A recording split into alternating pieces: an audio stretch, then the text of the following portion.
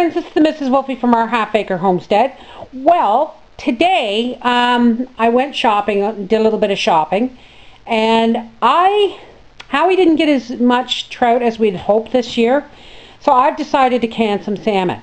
Now, I saw fresh salmon at the grocery store, and for 2 pounds they wanted $25. These are the frozen packets, and these were a pound and a half for $10, and they're already cut up into the sizes I like to put in those little jars. So I have 4.5 pounds here, and I'm going to can this up. I don't necessarily trust canned fish anymore. This here is wild salmon, and I'm going to can this up. I left my tripod in Howie's car, so we're just going to have to do this with the little tripod, so I hope you get to see what I am doing here. Here's my bowl of salmon, and here's my jars, and they've all been, they're still hot actually. They've been washed, rinsed, and baked in the oven.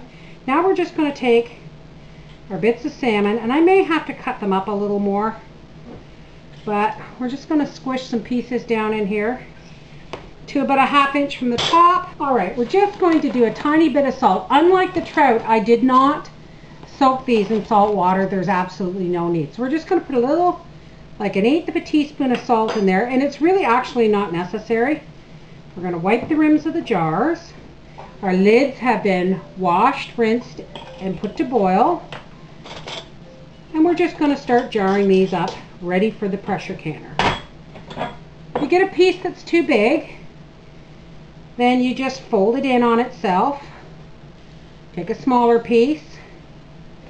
You know, if you want, you can dice them up. I just like the look of the whole piece of salmon in there. A little bit of salt.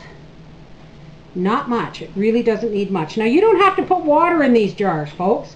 They will make their own juice. Trust me. Now, like I said, I have 4.5 pounds here. So I'm hoping, there were 18 packets of fish, but I'm not going to get a whole little packet in each jar. So I'm hoping to get 24 jars. So you just roll it up, put it in the jar. If there's not enough meat in there, then we just take another piece, fold it up, and pop it right down in there. Because these are going to shrink too. A little bit of salt. Wipe the rim of the jar. Those two lids just want to stick together. This. And Bob's your uncle. They're ready for the pressure canner. Okay, when I have all these salmon fillets in jars, we'll be back. Alrighty, folks, I got 25 of these little jars of salmon and 1/2 pint jar of speckled trout that was in the freezer that I'm going to can up along with it. Alright, I'm going to put the lid on this, and I'll be right back. Now, I've got my 26 jars of fish in the pressure canner. And as soon as this vents a steady stream of steam for 10 minutes, I'll put a 10-pound weight on it. And once the weight begins to clack, I will start my timing, and I will can the fish for 1 hour and 45 minutes. That is 105 minutes. All right, we'll be back when the clacker's on. All right, our clacker's about to start going. When this is all done, we'll be back.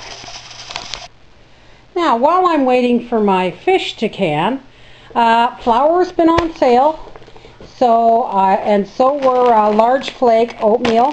So I'm going to do some oven canning, some flour and some oats. There we go, folks. 6 half-gallon jars of flour, and I've got 6 more in the oven. 7 quart jars of oatmeal. 25 jars of salmon. Let's see if we can get a better look at these. They're still really hot. 25 jars of salmon. They're a little cloudy because I forgot to put vinegar in. And 1 jar of trout. I'd say that's a good day's work. Let's hope I have enough energy to do this again tomorrow with something else. Take care. Bye-bye.